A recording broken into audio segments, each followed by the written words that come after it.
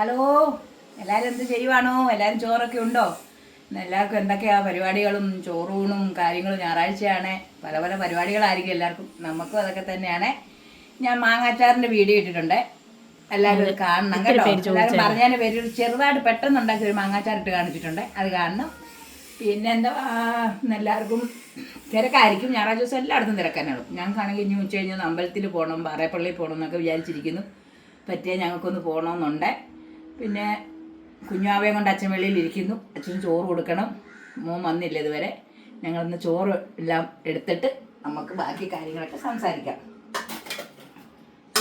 ചോറ് വെച്ചിരുന്ന പുതിയ അരിയായിരുന്നു, അത് നോക്കട്ടെ എങ്ങനെയാണ് വന്നു പോകുന്നത്. ഇന്ന് വലിയ കാലത്ത് ചോറ് വെച്ചു. ഞായറാഴ്ച ദിവസം ഞാൻ വലിയ കാലത്ത് ചോറ് വെക്കും. എന്താണെന്നറിയാമോ? ആരെങ്കിലും ഒന്ന് വന്നെങ്കിലോ ഞായറാഴ്ച, അത് കാരണമാണ് വലിയ കാലത്ത് വെക്കുന്നത്. ആരെങ്കിലും കയറി വന്നാൽ ചോറ് കൊടുക്കണ്ടേ.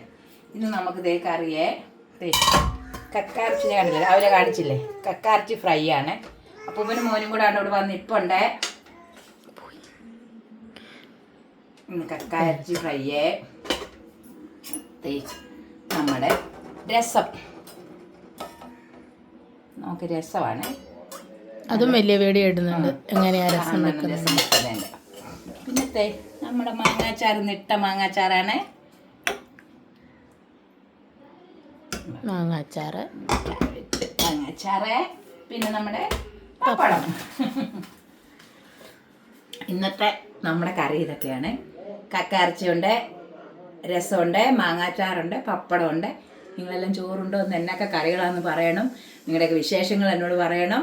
എല്ലാവരും സുഖമായിട്ടിരിക്കുന്നല്ലോ.